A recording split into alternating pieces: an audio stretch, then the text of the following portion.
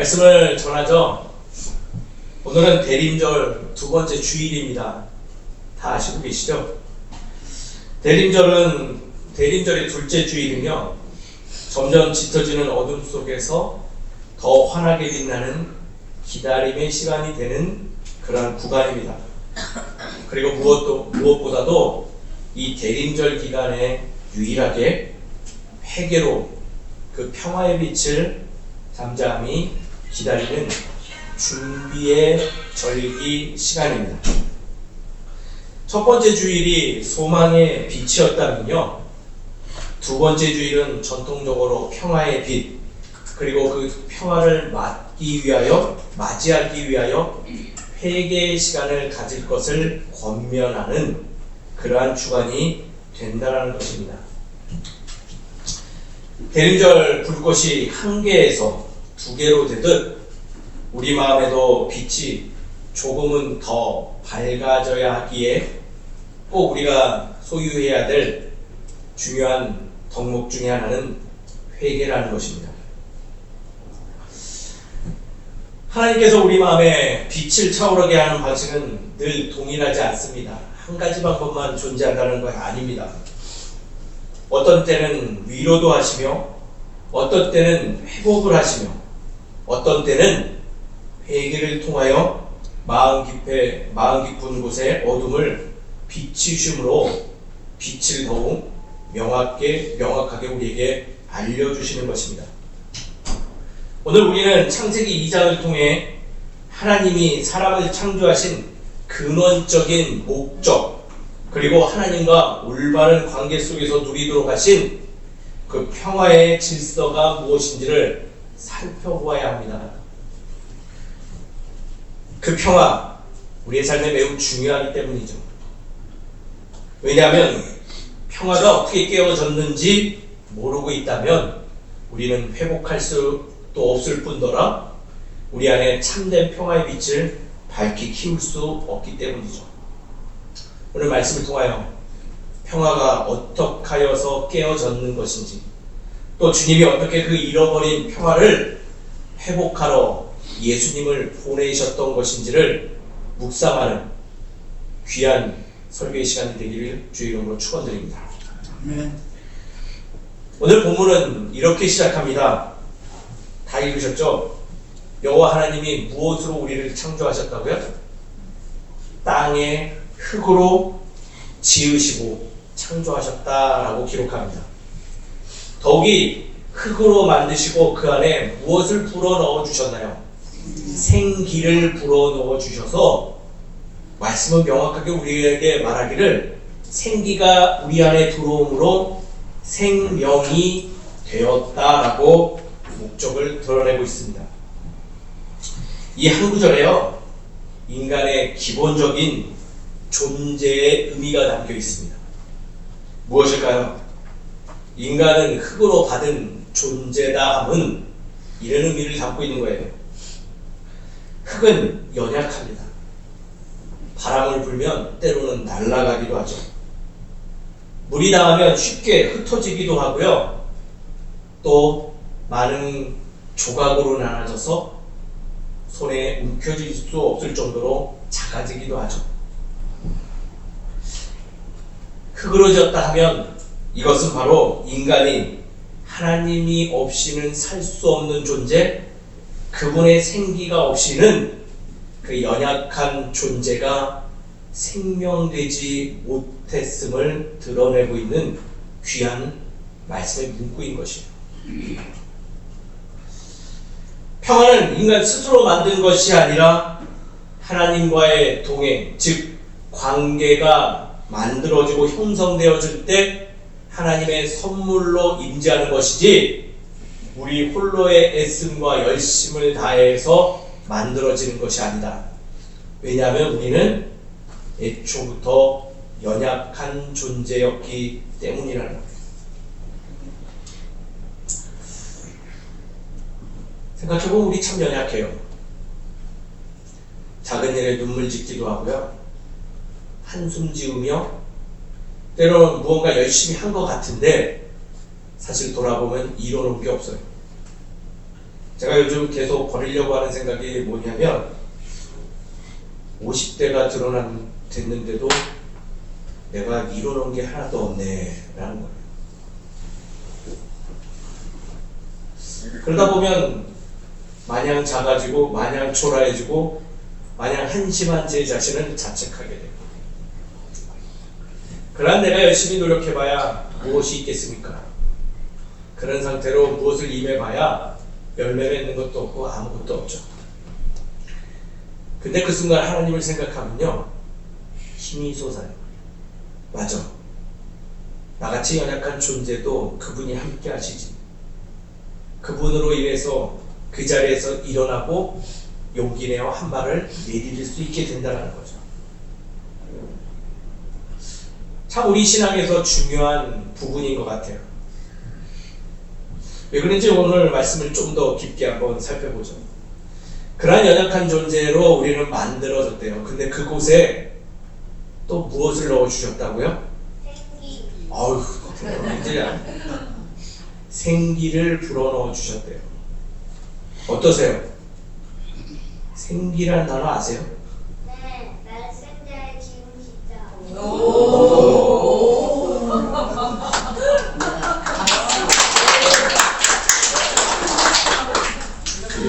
짠게 아닙니다. 저도 지금 몰랐어요. 어메, 주원이가 한자 공부를 하더니 예, 갑자기 설교가 막히네요. 예, 다들 웃으시는 것처럼 이 대목을 많이 읽기는 하는데요, 생기가 무엇인지 우리 깊게 생각하지 않아요. 그러다 보니 우리의 존재, 생명되었음이 어떤 의미인지를 잘 기억하지 못하죠. 원어로는요, 생기가 니시마 하인이라는 단어예요. 뭐라고요? 니시마 하인. 이것은 뭐냐면요, 니시마, 호흡, 숨이라는 의미예요. 호흡이고 숨. 하인은 살아있다라는 거죠. 즉, 한자로 말했겠지만은 본래적인 의미는 뭐냐면 살아있는 숨을 지금 연약한 흙에다가 하나님이 살아날 수 있도록 불어넣어 주신 거예요. 더 신앙적으로, 신학적으로 표현하자면 하나님의 숨결을 우리 안에 넣어 주셨다는 거예요. 그 숨이 들어옴으로 인해서 누구와 동일한 호흡을 하기 시작한 거예요? 하나님과 동일한. 하나님의 날숨과 들숨이 우리의 날숨과 들숨이 되어져서 동일한 관계 속에 놓이게 되음으로 인해서 우리가 네페시 하야, 성령, 즉 함께 호흡하는 존재가 되었다라는 거예요. 풀어서 얘기하면 인간이 하나님의 그 호흡으로 인해서 관계 맺는 인격적 존재가 이제서야 됐다는 거예요. 참 의미 있는 거예요. 하나님은 6일 동안 천지를 창조하시면서 다른 빛에서부터 마지막 식물과 동물을 다 했지만 인간만을 특별히 더 기록하기를 그들은 하나님의 숨결로 인해서 생명 가운데 하나님과 관계 맺는 존재로 애초부터 창조되었다라는 거예요. 그리고 그 모습을 샬롬이라고 하십니다. 그게 평화예요. 단순하게 말하면 하나님과 관계 맺음으로 성령된 그 모습이 평화다라는 거예요. 사랑하는 성도 여러분, 예배드리시는 지금 이 자리에 있는 모든 분들에게 평화가 임한 줄을 믿으시기 바랍니다. 우리는 평화의 존재예요. 그럼 반대로 평화가 깨진다는 것은 어떤 의미를 드릴까요? 관계가 틀어진 거예요. 이 틀어짐을 신학적으로 뭐라고 표현하냐면, 따라하겠습니다. 죄.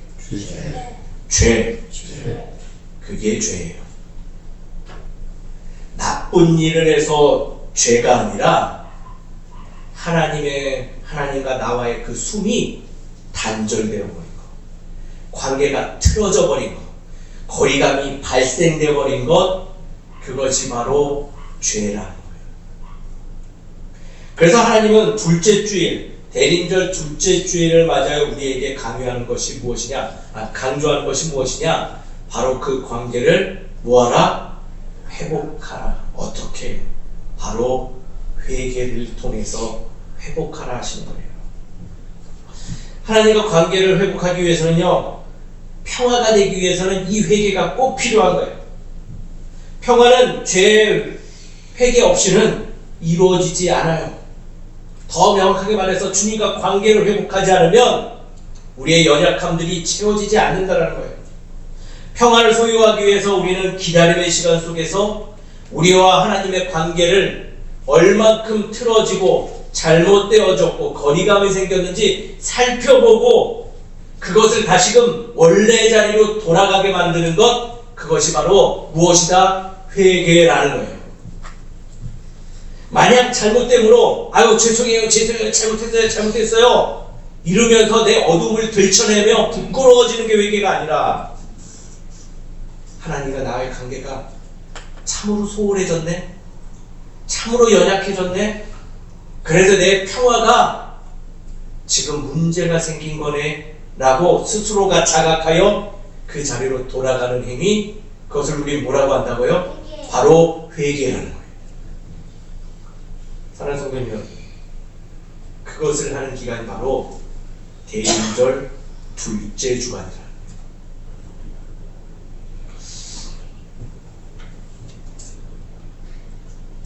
지난주에 아픔을 겪으신 우리 이강래 권사님 가정, 저는 장례를 집도할 때 참 감사함과 기쁨의 마음이 밀려옵니다. 왜냐하면 그 남은 유가족들에게 회개의 기간을 드릴 수 있는 기회를 부여받았기 때문이죠. 고인이 되신 당사자분도 그러셨지만은 그 병상에 누워 계실 때 회개하신 거예요. 주께서 창조한 그 자리로 돌아가셨어요. 그래서 마지막 남기신 말이 내가 일어나면 교회에 오겠노라 하고 약속하셨던 게 아닐까요? 하나님 성도 여러분, 주님과 관계가 회복되어지고 내가 하나님 원하시는 그 자리로 돌아가 있는 그러한 평화를 이루시는 우리 모두가 되기를 주의 이름으로 축원드립니다.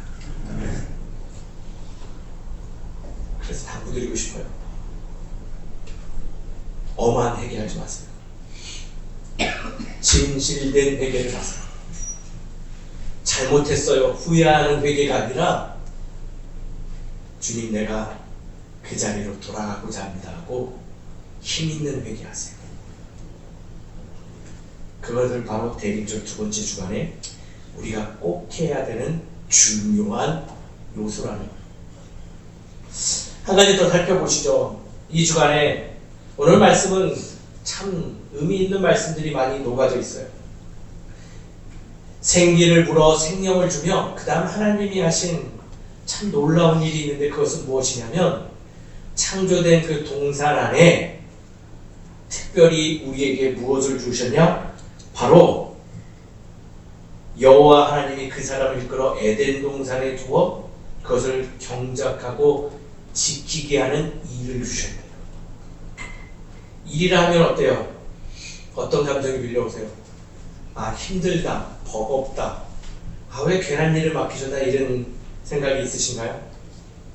정확히 말하면요, 사명을 주셨대요. 내가 목숨을 다하고 힘을 다하여 할 수 있는 귀한 일을 맡겨주셨다는 거예요. 어떤 존재에게? 연약해서 흩어질 수밖에 없는 우리들에게 생기를 부어 넣어주고 평화의 삶을 살게 하시며 그 평화의 삶이 영원히 지속될 수 있도록 우리에게 사명을 주셨다는 거예요. 경작하고 지키라는 말씀은 노역이 아니라 하나님의 일에 참여할 수 있는 초대예요. 3장에 가면 그 일이 갑자기 초대에서 뭘로 바뀔까요? 경작하는 노고하는 일로 변한 것이 저주인 것이지 애초부터 인간이 벌받아서 일하게 된 것이 아니라는 거예요.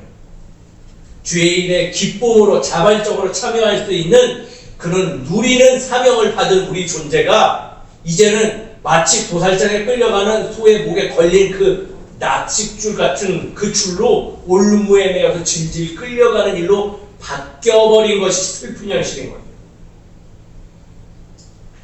하나님께서 우리에게 사명을 주신 건 다시금 말씀드리지만 우리의 삶의 평화를 더욱더 가치 있는 것임을 알게 하시려고 주신 것이죠.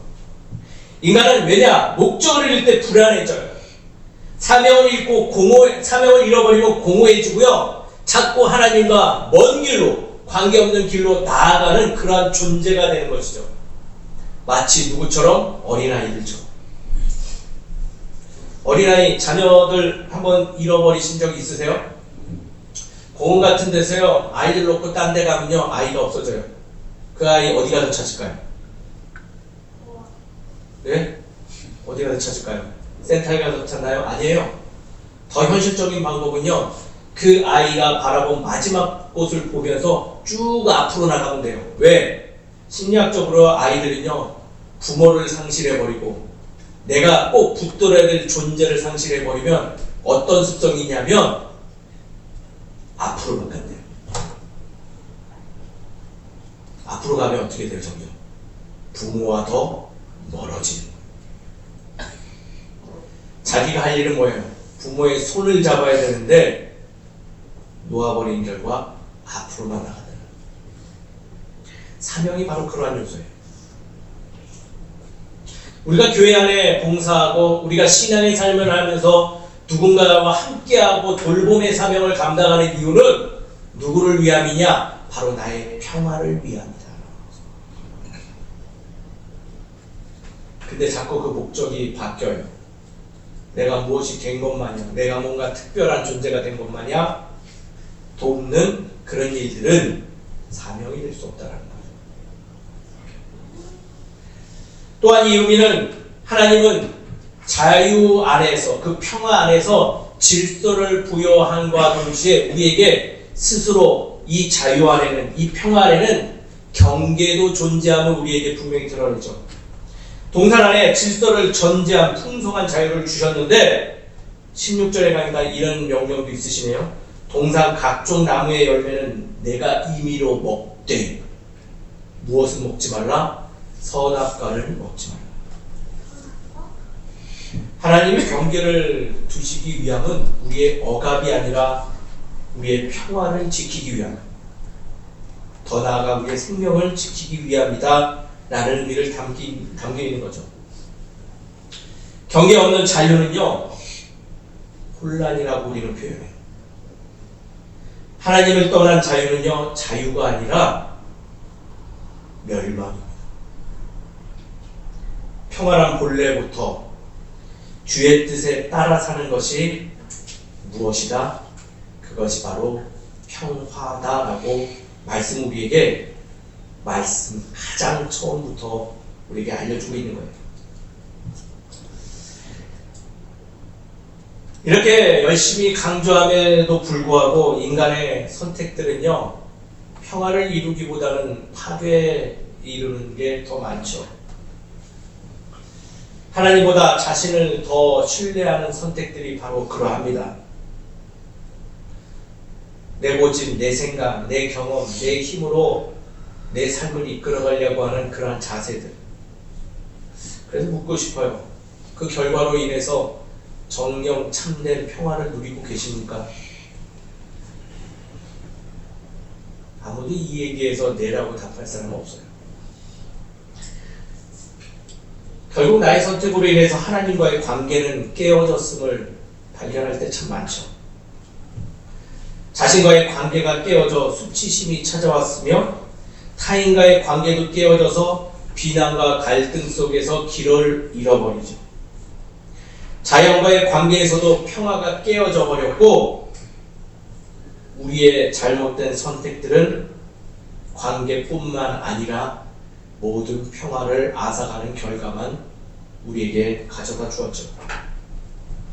지금 우리가 오늘날 이 땅에서 경험하는 갈등, 분열, 미움, 전쟁, 관계의 상처는요, 모두 하나님의 경계를 벗어난 선택의 결과, 즉 내가 왕이요, 내가 맞다, 내 의지대로만 살려고 했던 오만방자한 우리의 연약함들이 결국은 그 평화를 우리의 삶에서 앗아가 버렸다는 거예요.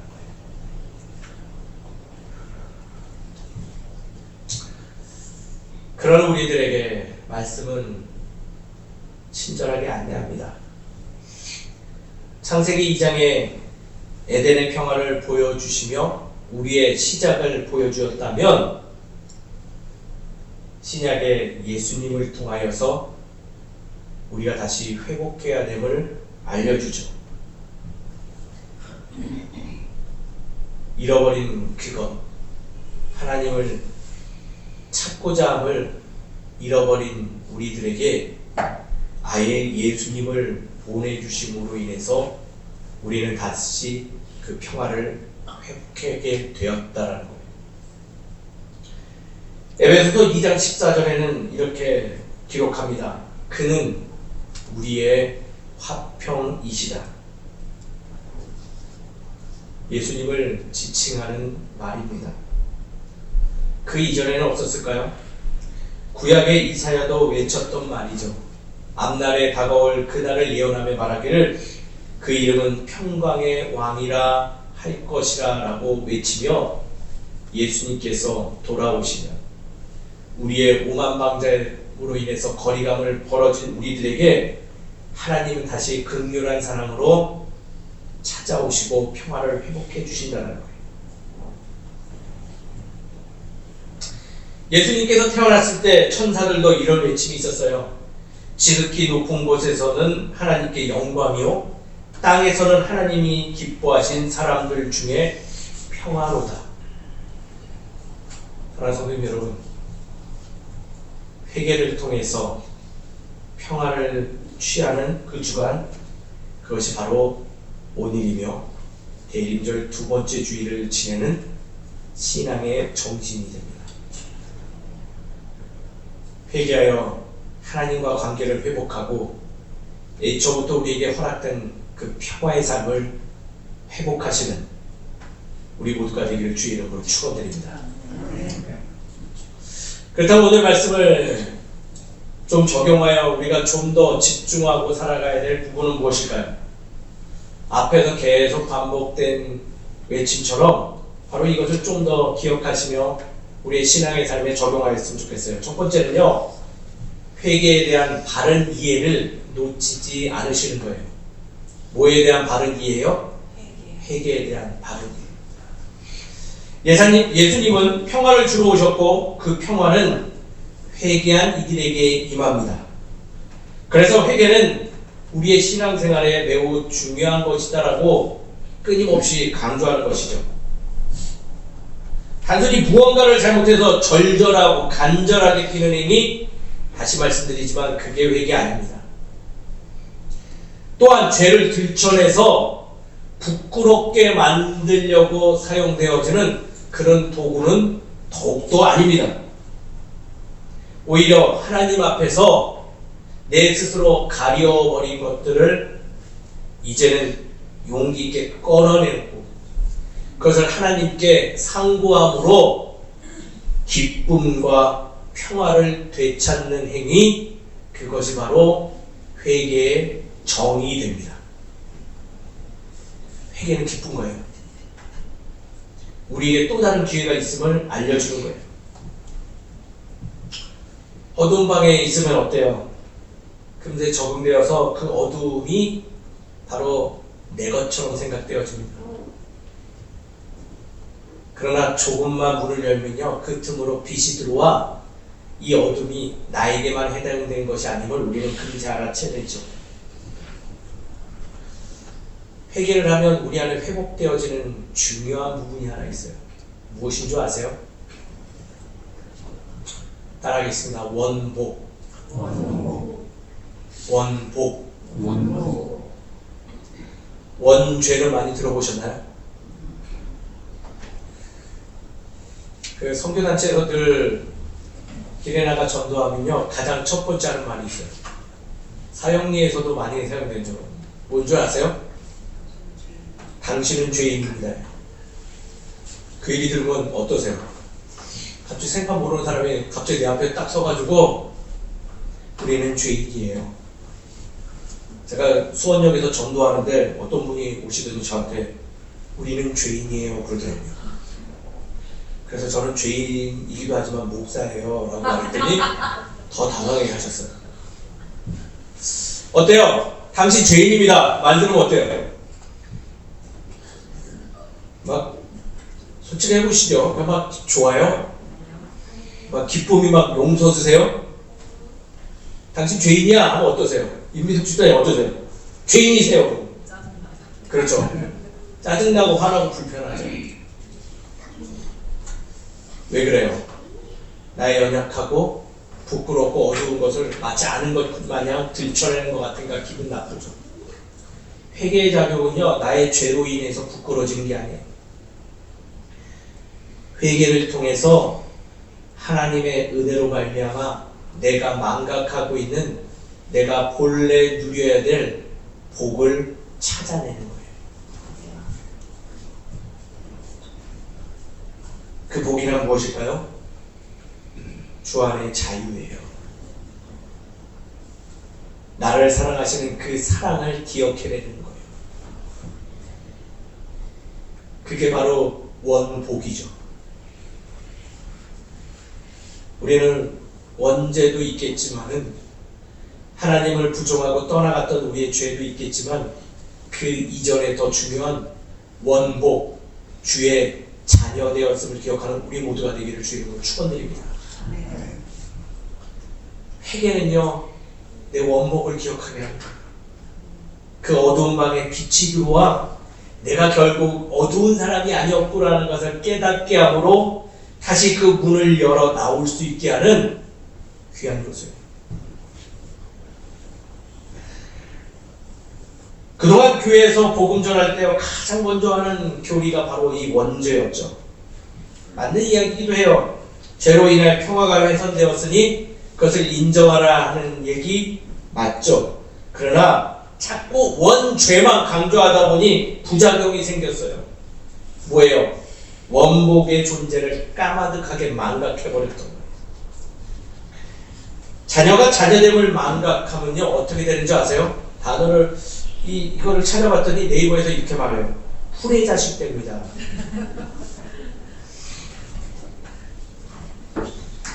그러고 보니 그 말이 맞아요. 우리가 주의 자녀인지를 망각하니 신앙의 후레 자식이 되고 있어요. 회개함으로 우리는 내가 누구인지 명확하게 알아야 돼요. 우리 누구예요? 죄인이에요? 죄인이지만 우리는 더 명확하게 말하면 주의 자녀예요. 어떤 부모가 내 자녀가 죄졌다고 마냥 회초리 만드십니까? 사랑으로 그 잘못됨을 조절해주는 것이 부모예요. 자녀는 그 사랑을 언젠가 깨달아 알아 고백하죠. 감사합니다. 고맙습니다. 사랑하는 성도 여러분, 강조해서 말씀드릴게요. 회개는요 부끄러움과 아니에요. 회개는 우리에게 기쁨이 되며 우리가 평화로 나아가게 하는 원복을 이루는 단추임을 기억하시는 우리 모두가 되기를 주의 이름으로 축원드립니다. 두 번째입니다. 회개했으니 이제 뭐 해야 될까요? 평화의 삶을 살고자 애쓰세요. 기도로 또 회개하지만 그것만 끝난 거 아닙니다. 평화의 열매를 구체적으로 맺어야 돼요. 어디서 무엇으로 맺어야 될까요? 평화의 열매를. 정답은요, 우리의 삶의 자리에서 행동으로 맺어야 합니다. 뭐 어떻게 하라고요? 우리의 삶의 자리에서 행동으로 맺어야 된다는 거예요. 사진 자료 하나 보시죠. 한번 읽어보세요.